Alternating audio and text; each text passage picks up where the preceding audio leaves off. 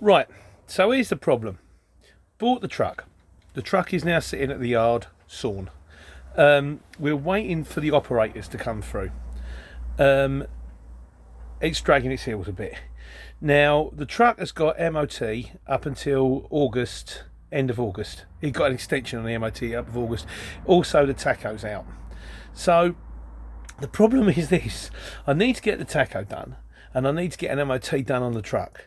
But the truck stations, the DVLA stations have all been shut because of the COVID thing, so there's a big backlog. So I couldn't find myself in a position where by the time the operators comes in, then I've got to swap all the insurance from the van and all that over onto the truck for the no claims bonus, then get the tacho calibrated, and then may find out that I can't get an MOT before the 31st of August. There's a possibility that I might be able to apply at the ministry to get another extension.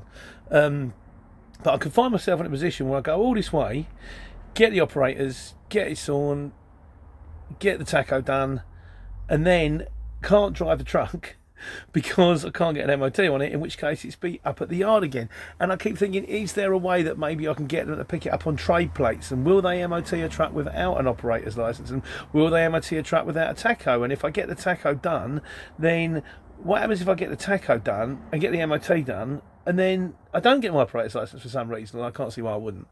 And it spins around like a windmill in my mind. And it reminds me of, I keep saying I'll tell that story, and it's on a Sunday Q&A, but it's a long story, and it's about this geezer, and it was something to do with the Delta Force, you know, them like SAS for Americans, and it was I think it was during the Carter's reign, and there was they had like a hostage situation on a runway, and they sent in like 8 helicopters, and 3 of them didn't even make it. One of them got hit by a sandstorm, one of them crashed, one of them they landed it and the rotor blades were no good, and I basically had to abandon the whole operation.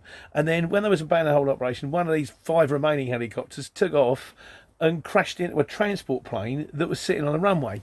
The thing is, in this transport plane was one of these sort of G.I. Joe types, and he's asleep. He's having to keep the transport plane with his mates. His mates never made it. 8 people died in this.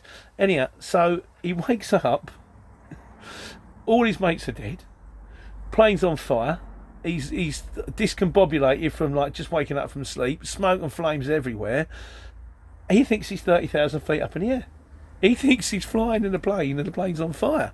So he frantically searches around for a parachute. There's no parachutes whatsoever. So what he does is he basically blindly opens the door, flings himself out, smacks his head on the tarmac because he's not 30,000 feet up in the air. Sparko. Anyhow, he wakes up in the hospital bed and there's his mate sitting next to him, and he says, well, what happened? So the guy explained the whole story about what went on then, and he goes, hold on.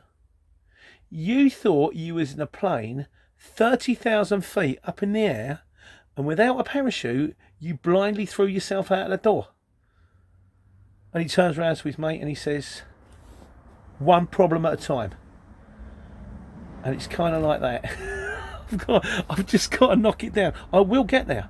It's a war of attrition. I've always said, if you bang your head against a brick wall for long enough, eventually that wall will fall down. I will get there. It's just how and when.